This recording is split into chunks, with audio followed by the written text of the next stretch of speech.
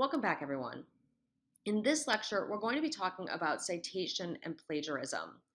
And the reason why is that I noticed in your second papers that many students plagiarized. Oftentimes it was really just sort of unconscious. The most typical form of plagiarism that I saw in the last writing project and that I tend to see overall with students is where they've gone online to find extra information to help support a paper that they're writing. And then they fail to attribute that information. They quote it, but don't show where it came from. Or they even lift the ideas and the language wholesale from that site without either quoting or attributing it. And all of those are forms of plagiarism. Now, this lecture is based on a lecture that I give to students in the College of Health and Human Services. And my goal with this lecture is to teach you the foundation of how to cite, how to acknowledge an external source, why you're supposed to do it. That is to give you that base of knowledge that you can take with you and use whenever you write a paper, whether it's a nursing paper written in APA style or a history paper written in Turabian or the Chicago Manual style or a paper written in MLA for an English class. They all those different styles have a certain foundational level of how to handle external sources. So this lecture is called What is Plagiarism? Why does it matter? And how do I avoid it? Now, the first issue that typically comes up with students when I talk with them about plagiarism is sort of what information needs to get cited and what information doesn't. In fact, there is some information out there that doesn't need a citation in your paper. And we call that common knowledge. And common knowledge is information that just sort of everyone knows. In fact, it's just sort of a part of who you are. You couldn't even imagine finding a source to cite for that information.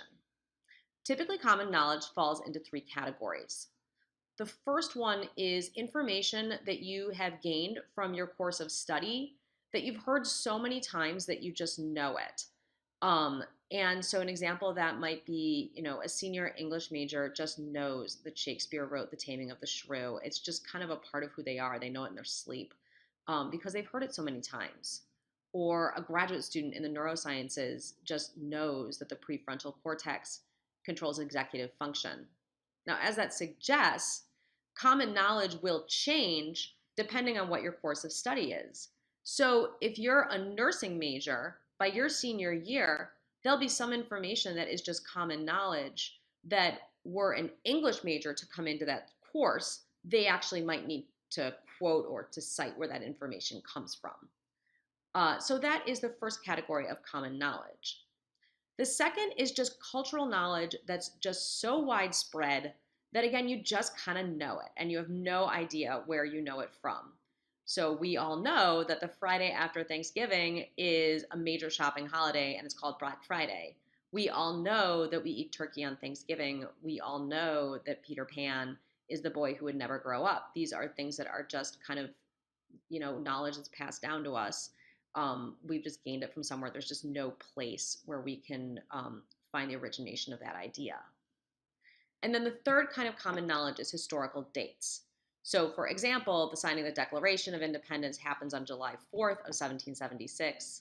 Evelina, which we read earlier this semester, was published in 1778.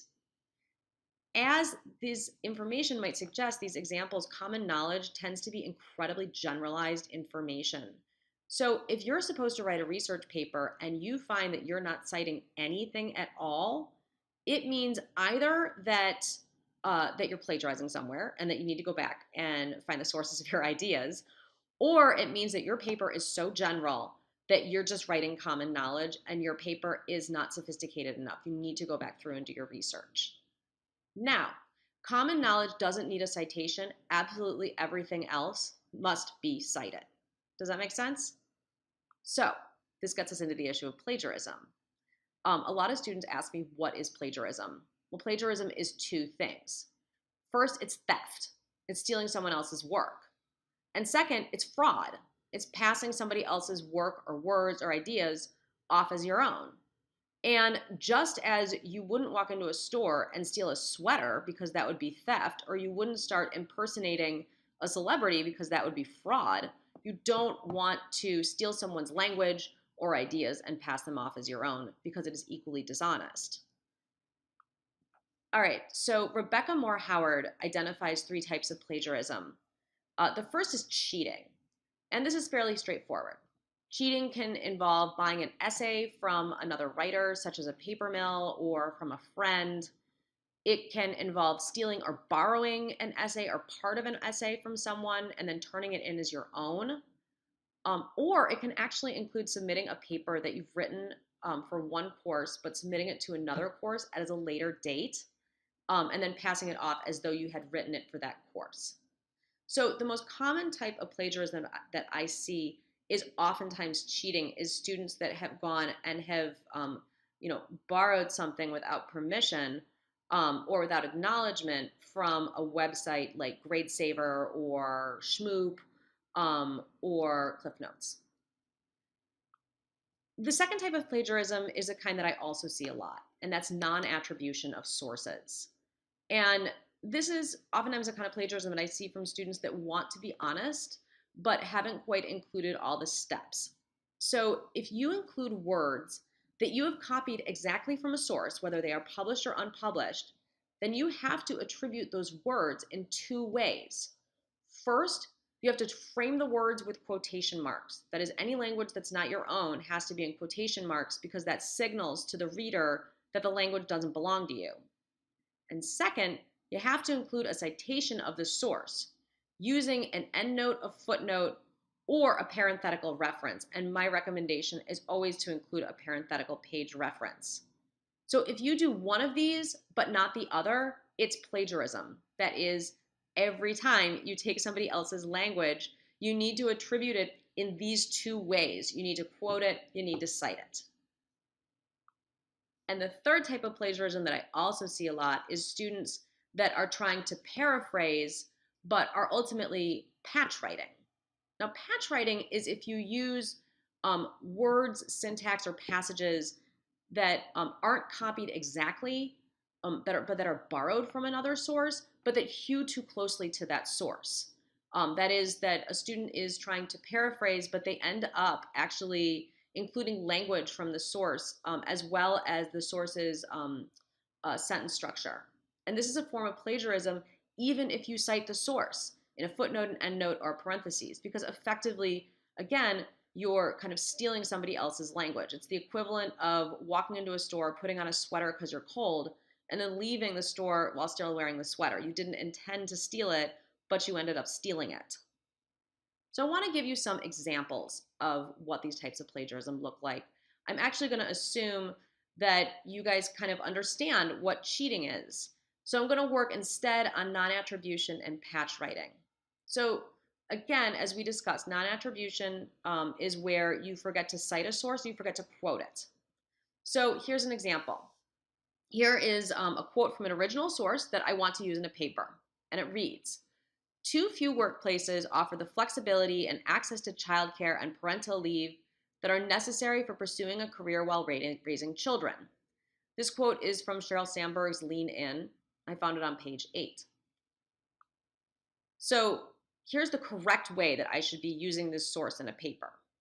It reads, according to S. Sandberg 2013, quote, "Too few workplaces offer the flexibility and access to childcare and parental leave that are necessary for pursuing a career while raising children," end quote, and then in parentheses, page 8. So here, I not only have quoted the language that I've taken from Sandberg, but I've also acknowledged Sandberg. And I've acknowledged her in two ways. That is, I've cited her in two ways. First is that I have included an author citation, an author date citation before the quote. So my reader knows exactly who's saying what. Then at the end of the quote, I include a parenthetical page reference. What this shows my reader is both that quoting time is over, right? We're done with the quote. We're now going to move into what comes next. But if they want, they can also go look up Sheryl Sandberg, this quote on page 8, and see exactly how it's being used.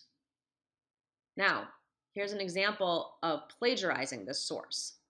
It reads, as Sandberg argues that too few workplaces offer the flexibility and access to childcare and parental leave that are necessary for pursuing a career while raising children. And if you're wondering why it's plagiarism, It's because I am directly lifting Sandberg's words. I'm using them. And even though I'm acknowledging her, I am not quoting the language that doesn't belong to me. And that's a form of theft. In addition, I'm also not providing the page citation. And those two pieces have to be in place.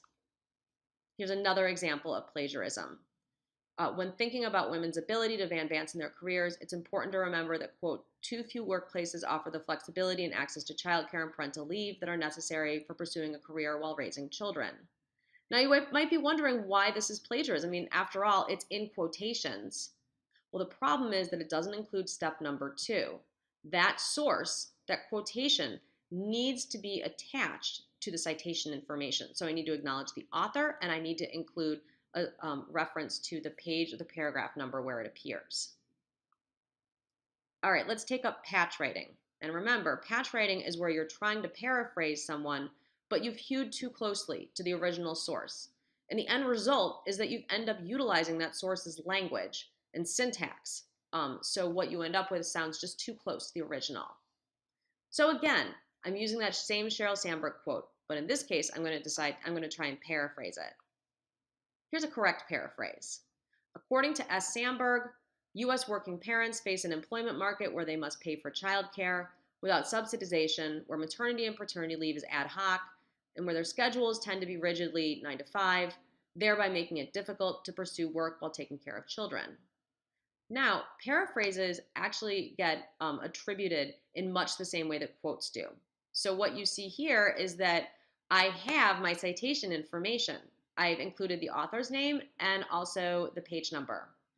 In addition, though, I paraphrased the original quote in such a way that it is completely my own language, even though it's expressing Sandberg's idea.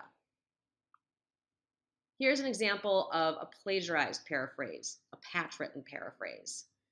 According to S. Sandberg, very few workplaces offer access to childcare, parental leave, or flexibility, all of which are necessary for pursuing a career while raising children. Page 8.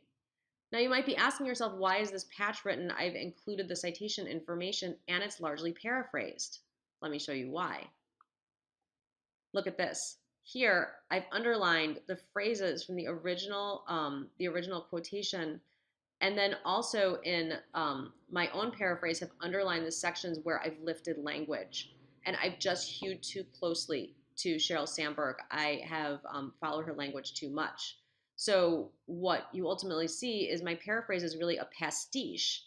It is a quilt that's made up largely of Sheryl Sandberg's words that are just kind of stitched together with my own phrasing in there. And that's not enough.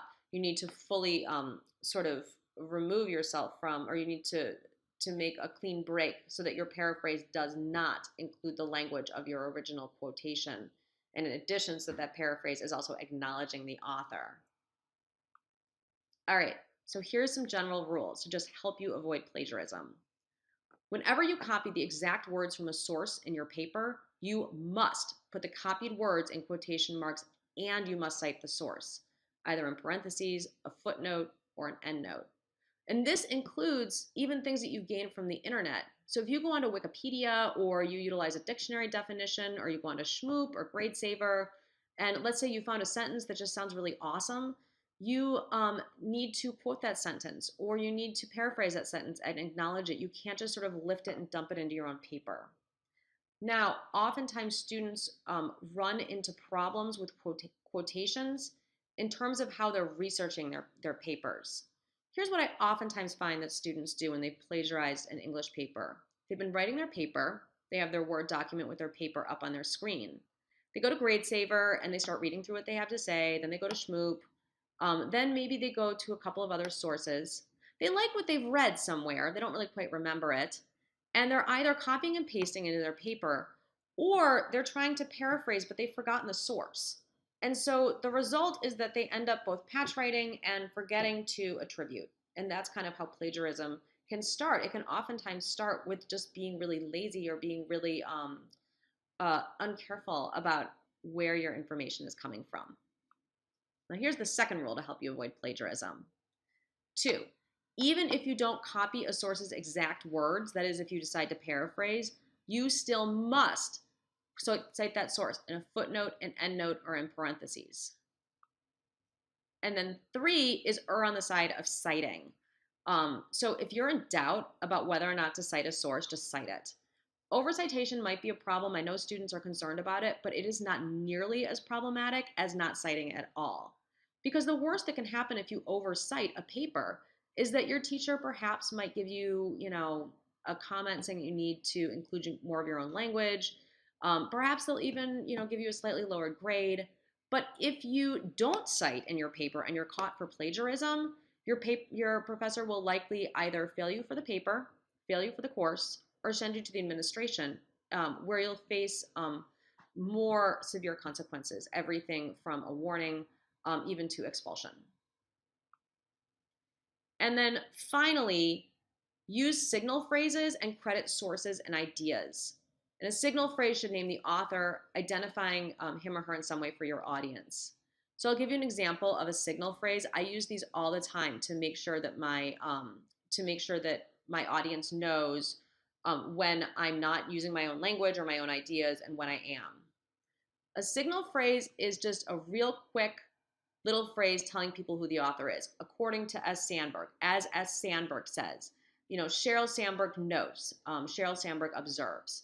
These are quick little phrases that you can put at the beginning of quotations, or right before paraphrases, or in the middle of a paraphrase, just to remind your reader of when they're seeing your language and ideas and when they're seeing the language and ideas of another author. And this really gets to kind of the heart of sort of why we cite. I mean, we cite to be honest, but we also cite because when we write academic papers, they're an exchange. Your professors don't necessarily expect you to come up with Nobel Prize winning ideas at this level. You're undergraduates. We want to know that you are thinking about things. We want to see, how you're getting at your ideas, whether you've done research, if you've done research, if you're able to handle that research appropriately, and what you think of that research. So it's actually to your benefit to always cite your sources, because if you've gone ahead and done that legwork, you might as well receive credit for it from your professors. All right, let's get back to our original. All right, this is the end of our original lecture. So I have some source attribution do's and don'ts. So for quotations, do put quotation marks around short quotes. Longer quotes should be inset or indented. In an APA, that's if the quote is longer than 40 words. If you're an MLA, if it's longer than 3 lines. The basic takeaway, though, is put quotation marks around quotations. Do be faithful to what you quote. So you show any changes to the text in brackets, and you indicate any omissions with ellipses. Every once in a while, oftentimes students, they'll want to use a quote, but it's just sort of too long. And if you need to take out some of the language, as long as you're not changing the overall meaning of the quote, that's fine. You just indicate that you've taken that language away with ellipses. And then finally, do include a citation with identifying information in either a footnote, an endnote, or a parentheses. And my recommendation is in a parentheses. All right, here's your do's and don'ts for paraphrasing. Do cover all the major points in your original source, but do so in your own words. Do always name the author and include a citation with page numbers in footnote, endnotes, or in parentheses. And do use your own words. Similarly, here's a list of don'ts for paraphrasing. Don't repeat the wording found in the source. That is, don't patch write. Don't repeat the source's sentence structure. What you don't want to do is paraphrase where you're just including the sentence structure but just switching out words. That actually is still a form of patch writing. And the rule of thumb for paraphrasing is don't try and paraphrase statistics or numbers. Always quote them. And if you're having trouble paraphrasing a source, then just go ahead and quote it. That means that there's something about that source that has been written so well that you really can't conceive of trying to put it into your own words. So don't. As a professor, I'd much rather see that a student is, quoting from a source, and ideally is quoting from the source and then also telling me their own ideas based on the source than a student. I'd much rather see that than a student who is patch writing or plagiarizing. All right, so that's the end of my lecture. After this lecture, I'd like for you to go take a quiz that I have on citations. And also, please let me know if you have any questions about citing or about source attribution. I've taught writing for a very long time to students at a variety of universities. I'm always happy to help when it comes to, to issues about citation. And I'd be interested to hear any questions that you have. Thank you very much. I'll see you on the discussion board.